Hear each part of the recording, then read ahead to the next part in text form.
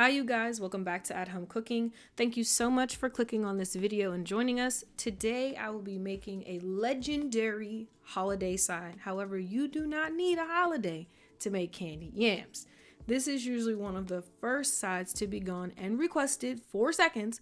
We cannot restrict candied yams to just holidays. Candied yams are the sweetest side at the table, but in my opinion, also one of the best. So stick around and I'll show you just how to make candied yams in the oven right at home.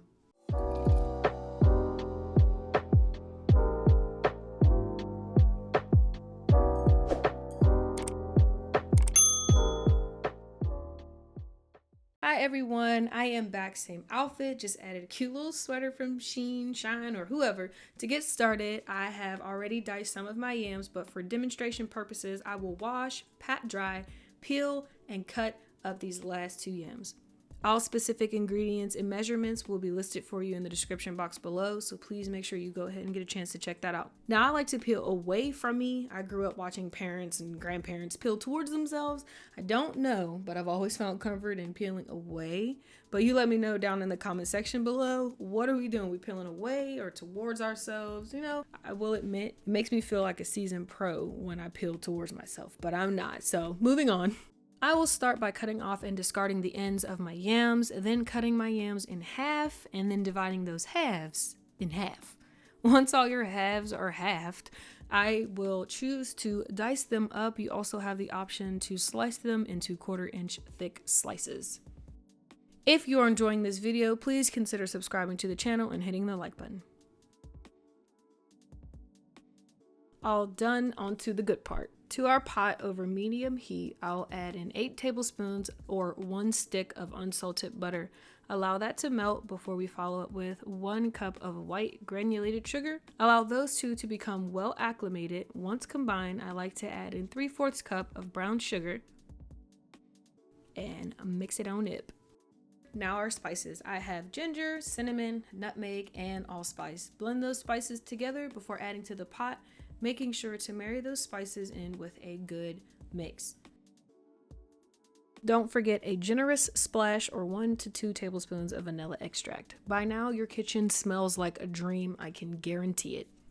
Now, uncoordinatedly, I will add in my diced yam, and again, awkwardly, I will toss them until everyone is evenly coated.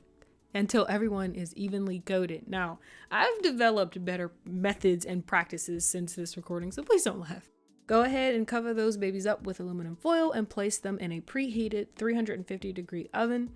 I do like to cook my yams for an hour and a half. It's the right tenderness for me and my family and our likeness.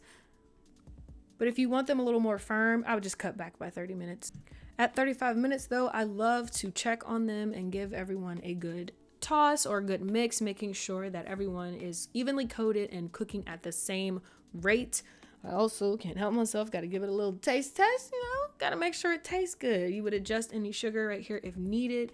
I find hardly that I ever need it, but some people have a sweet tooth, And then back into the oven for the remainder time.